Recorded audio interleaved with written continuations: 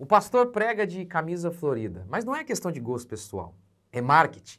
É para não ter nada tão formal, porque esta geração, ela detesta tudo que lembre rituais, tradições. Ele coloca um garoto como líder de jovens, um garoto que não tem nada além de gel na cabeça. Um pastor com calça restart e que fala, é nós, é mano, e por aí vai. Criar inúmeros eventos na igreja para prender as pessoas, incorporar ao seu discurso palavras da moda, do espírito da época, como empoderamento. Ainda que a própria palavra signifique um conceito totalmente anticristão, não interessa. Temos que nos fazer feministas para atrair as feministas, pensa o pastor marqueteiro. Um culto que se identifique com esta geração, um culto que não parece culto. Movido a música alta, um louvor muito doido. Não é falso pastor, apenas aquele que rouba. Há falsos que nunca vão pegar R$1 da igreja, mas todo falso pastor é um marqueteiro. Um cara que tenta atrair as pessoas por qualquer outra coisa que não seja Jesus.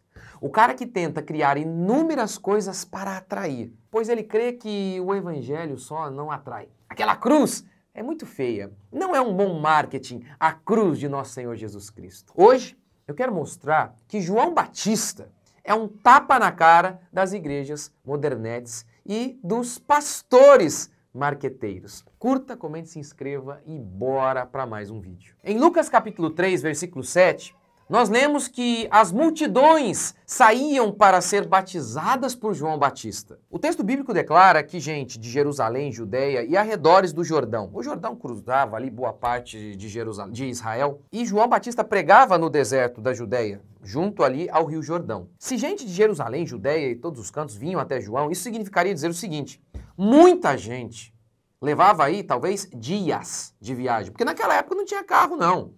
Era cavalinho, era melhor, a jumento, a mula, era difícil. Imagine todo um trajeto durante dias, para alguns, pelo menos aí longas e longas horas, para ouvir um homem no deserto que comia gafanhoto, vestia pele de camelo, morava no deserto. Em Lucas 7, Jesus faz uma pergunta para o povo. Por que vocês foram ver João Batista? O que vocês foram ver lá? O que tinha de tão atrativo que levava multidões a irem atrás de João? Vocês foram ver um caniço agitado pelo vento? O que é um caniço? Um pedaço de cana. Ninguém sai de longe para ver um pedaço de cana sendo balançado. Alguns até interpretam aqui que Jesus está dizendo que João não era um caniço. Eu acho que Jesus está dizendo que ele era. Mas enfim, é isso.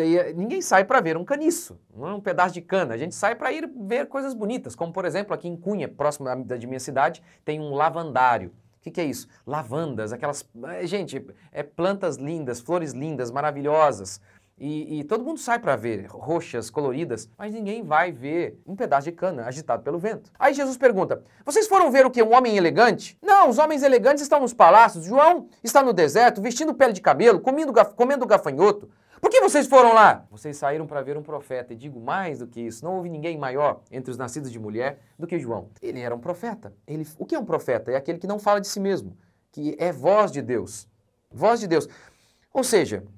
O que Jesus está dizendo aqui? João atraía multidões, mas por nada que fosse exterior. Ele atraía por aquilo que ele falava, e ele era a boca de Deus. Lembra que quando perguntaram, quem é você? Ele disse, eu sou apenas uma voz. É só isso que eu sou, uma voz. Mas a igreja moderna, ela não acredita que sermos apenas uma voz é o suficiente para atrair as pessoas. A igreja é coluna e baluarte da verdade, diz o apóstolo Paulo. Mas a igreja moderna não acredita que aquilo que sustenta a igreja, aquilo que mantém as pessoas e aquilo inclusive que atrai as pessoas do mundo para o Senhor é a verdade. Eles não acreditam mais nisso.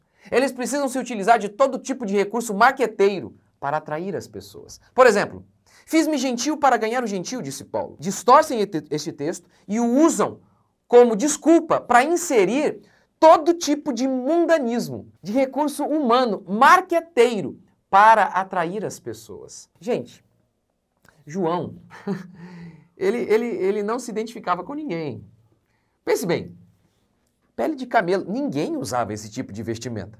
Comia gafanhoto, ninguém comia gafanhoto. Morava no deserto, ninguém morava no deserto. João parece então que não leu Paulo. Eu sei, Paulo ainda iria surgir, é óbvio.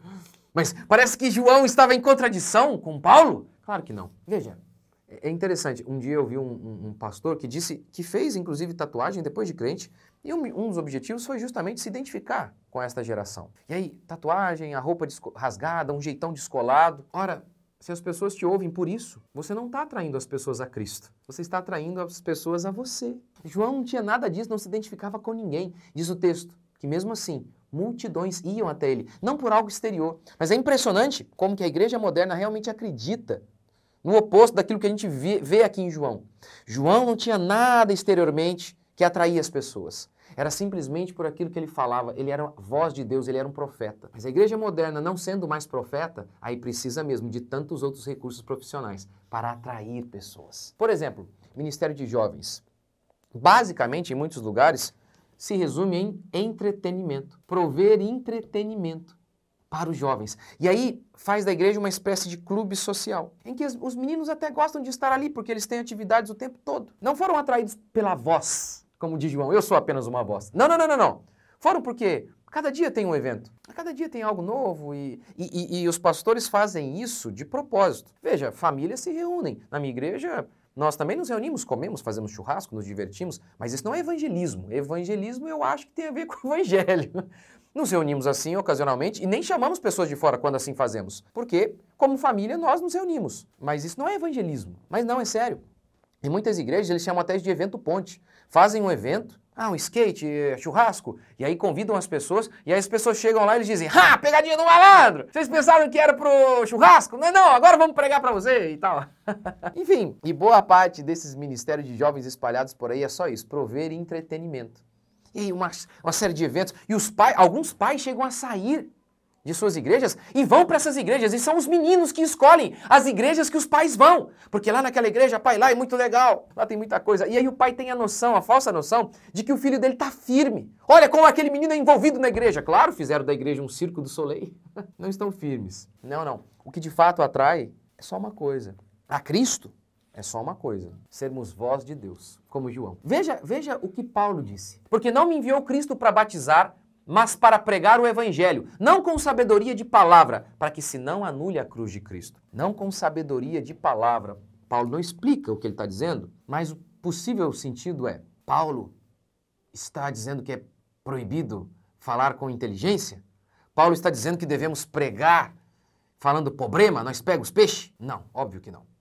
Não preguei com sabedoria de palavra, para que se não anule a cruz de Cristo. O possível sentido aqui é que ele não se utilizou da sabedoria humana, dos recursos humanos, como, por exemplo, a retórica pomposa dos gregos. Ele disse: não é isso que vai convencer.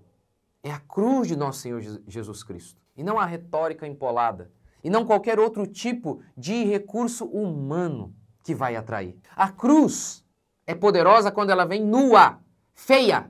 Aí ela é poderosa. Se do contrário achamos que ela não é o suficiente e precisamos nos utilizar de inúmeras coisas para embelezá-la, porque este mundo não consegue ouvir a cruz, sobre a cruz, do jeito que ela é, feia, horrorosa, queremos enfeitar a cruz. Mas aí Paulo diz, isso anula a cruz. Quando queremos enfeitar a cruz e tirar o seu horror, ela perde a sua eficácia. A cruz é horrorosa. O evangelho é horroroso para este mundo. Como disse Paulo, loucura para os que se perdem. Mas o pastor marqueteiro pensou e disse: a cruz assim, sozinha? Não, não, não. Ler o texto, expor o texto de maneira fiel e aplicá-lo à nossa realidade hoje? Não, não, não. Isso é ser boca de Deus, um profeta. Não, não, não. Isso não é o bastante para atrair. João foi assim, mas não funciona mais assim. O pastor marqueteiro acredita que a cruz sozinha não atrai ninguém. Precisamos dar uma repaginada nessa cruz. Tira aqui aquela parte do arrependimento. O homem moderno, ele está muito sofrido. Ele precisa apenas ouvir uma mensagem de consolo e não ficar ouvindo raça de víboras. Quem vos induziu a fugir da ira vindoura? Não, não, não, não. O homem moderno... E outra coisa, se possível, tirar até tudo mesmo e ficarmos até com entretenimento apenas. É isso que os homens precisam. Paul Washer disse o seguinte: e como não há poder do Espírito Santo em nossos ministérios, nos utilizamos de todo tipo de artifício profissional para manter um defunto se movendo. Eu acho interessante porque boa parte desses ministérios de jovens não tem nada a ver com Deus, é justamente porque não há um profeta pregando na igreja e eles então precisam de outras coisas para atrair. Não há um João Batista pregando ali, sendo voz de Deus. Porque a ideia aqui, não estou dizendo que somos profeta no sentido de João, de forma alguma, mas o sentido de ser voz de Deus, de que nós não temos algo de nós, mas sim da palavra. Esse é o sentido. Isso é interessante porque quando eu me converti, eu comecei a me converter ali, Deus começou a trabalhar na minha vida, acredito eu tinha uns 12, 13 anos, e foi numa reunião de oração, uma vigília.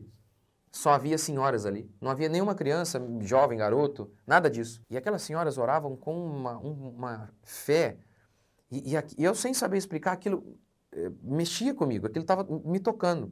Um outro evento que eu me lembro muito do poder do Evangelho era de uma música, Pão da Vida, acho que é do Cláudio Claro, música muito antiga, não tinha nada a ver comigo, o estilo não tinha nada a ver comigo. Cristo levou sobre si as nossas dores. E eu saía de Ubatuba, eu morava no litoral de São Paulo, e ia jogar futebol em Taubaté. E o meu pai colocava essa música. E enquanto essa música tocava, eu não tinha me convertido ainda. E essa letra, a letra dessa música é a exata expressão de Isaías 53. Não é? Quase que a transcrição de Isaías 53, que Cristo levou sobre si as nossas dores, os nossos pecados. Enfim, é o Evangelho. Essa música é o Evangelho puro, falando dos nossos pecados. Cristo levou sobre si as nossas dores, Ele levou sobre si as nossas transgressões. O castigo que nos traz a paz estava sobre Ele, e por suas chagas fomos sarados. Por aí vai. E eu não gostava da melodia, nada. Não tinha muito a ver com o meu estilo musical, mas eu ia... Meu pai falava, vai dormindo aí, menino, para se concentrar para o jogo. E eu me lembro que essa letra, ela entrava na minha alma como uma espada. Como uma espada. Eu era só um garoto. E aquilo ali mexia comigo. Mexia, porque é a mensagem do Evangelho, de que Cristo veio ao mundo salvar pecadores. Aquela mensagem falava de meus pecados. Aquela letra daquela música falava de meus pecados. É isso. É isso que a igreja é. A igreja é só uma voz. Ainda que o prédio de nossas igrejas sejam belos, e devem ser mesmo, aconchegantes, um bom som, ótimo, mas não interessa, a nossa igreja será sempre, uma igreja verdadeira será sempre João Batista. Sabe, aquele cara que não tem nada a não ser o Evangelho. É isso que atrai. É isso. Não estou falando que a igreja é desorganizada, não temos eventos, não nos reunimos. Mas o que de fato atrai é o Evangelho. Se precisamos ter um púlpito muito louco, fazer da igreja uma espécie de boate, colocar cores, não nem por gosto pessoal, mas uma cor pretona justamente por marketing, esvaziamos o poder da cruz. Em muitos e muitos lugares só se fazem todas essas coisas justamente porque não há mais cruz ali, porque não há mais evangelho. O falso pastor é um marqueteiro que acredita precisar de tantas outras coisas para atrair pessoas. Por quê? Porque ele já não prega mais o genuíno evangelho. Fuja desses pastores, modernetes e marqueteiros.